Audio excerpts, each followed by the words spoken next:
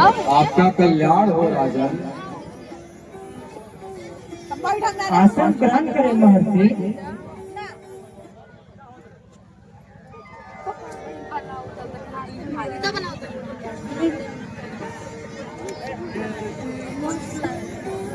सुमन, जल एवं थाल लेकर आइए।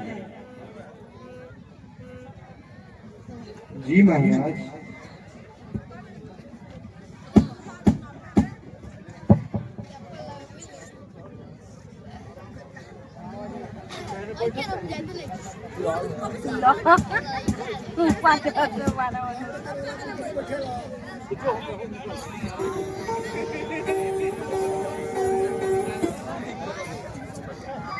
मंगल तो है ना, जहाँ आप जैसे पुण्य विभूति का चरण कमल आ जाए वहाँ सब मंगल ही मंगल होगा।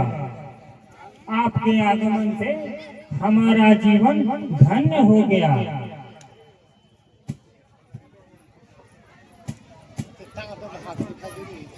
अयोध्यानाथ, तुम्हारी विनम्रता देख हम प्रसन्न हुए। अब हमें विश्वास हो गया है कि तुम्हारे साम्राज्य में ऋषि मुनियों के धर्म एवं सत्कर्म निर्विघ्न पूरे होंगे।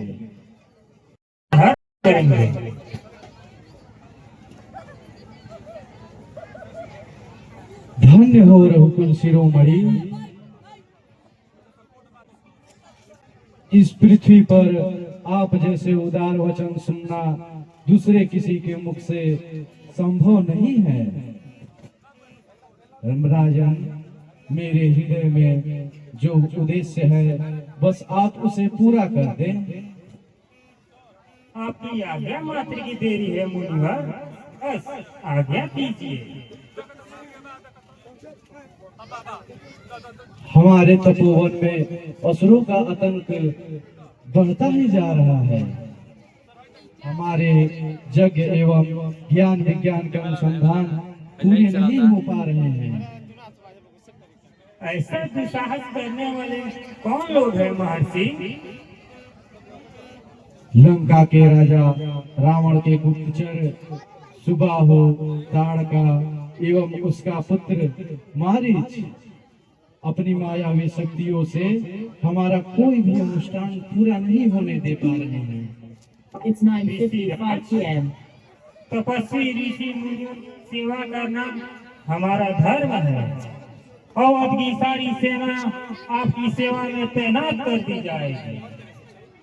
नहीं नहीं राजन, सेना का उपयोग करना उचित नहीं होगा। तो फिर हम किस प्रकार आपकी सहायता कर सकते हैं मुनिवर?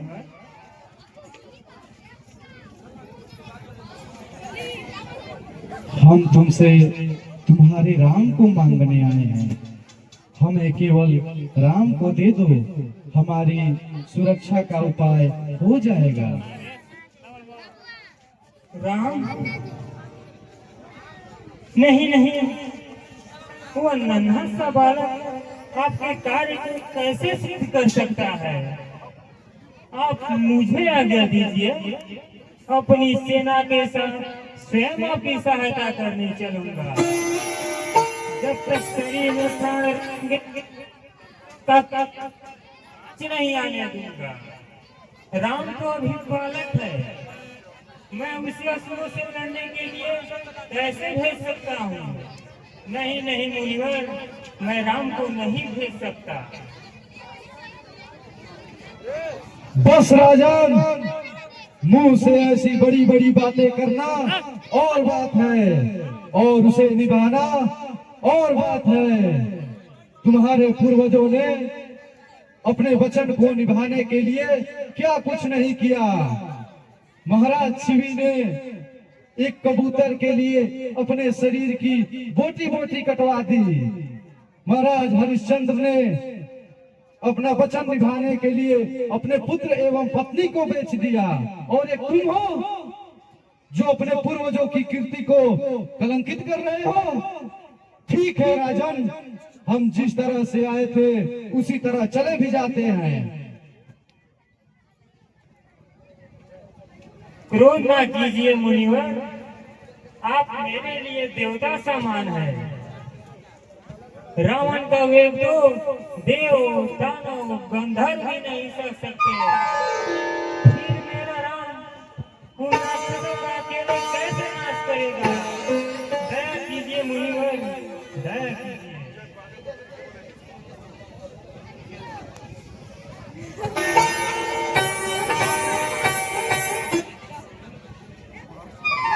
महर्षि वशिष्ठ, लगता है अभी तक महाराज दशरथ की नजर राम के दिव्य तेज पर नहीं पड़ी है, परंतु आप तो जानते हैं, आप ही इन्हें समझाइए।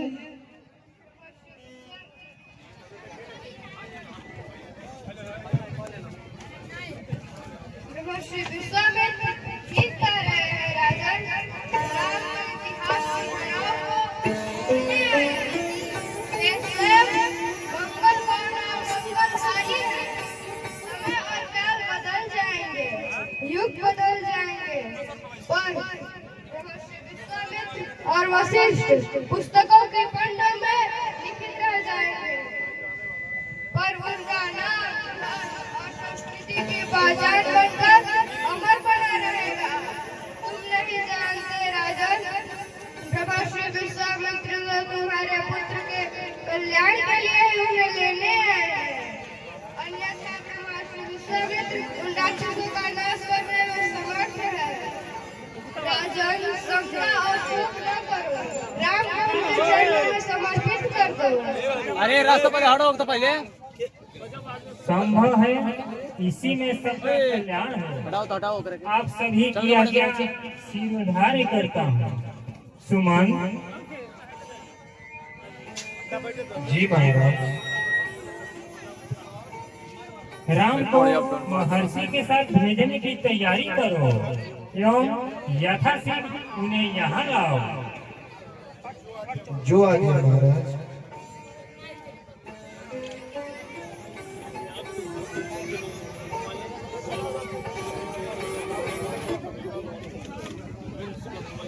अरे ताऊ करना मन वीडियो बनाना वीडियो जाते हैं तो फोन करना था ये पानी से पूछो तो ये नहीं वो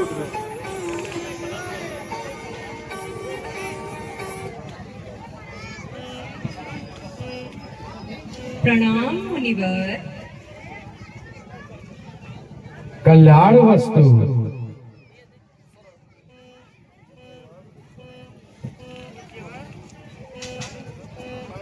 पूज्यवर, राम के साथ लक्ष्मण भी आपके साथ ही जाएगा, क्योंकि ये दोनों कभी अलग नहीं हुए। राम और लक्ष्मण मेरे दो आंखें हैं। आज मैं इन्हें आपके हवाले करता हूँ। तुम निश्चिंत रहो राजा, ये अब हमारी छत्र छाया में रहेंगे। राम, लक्ष्मण, महर्षि विश्वामित्र ही आज से तुम्हारे माता एवं पिता होंगे। इनकी आज्ञा तुम्हारी सेवा करना है। यही तुम्हारा धर्म होगा। जी पिताजी।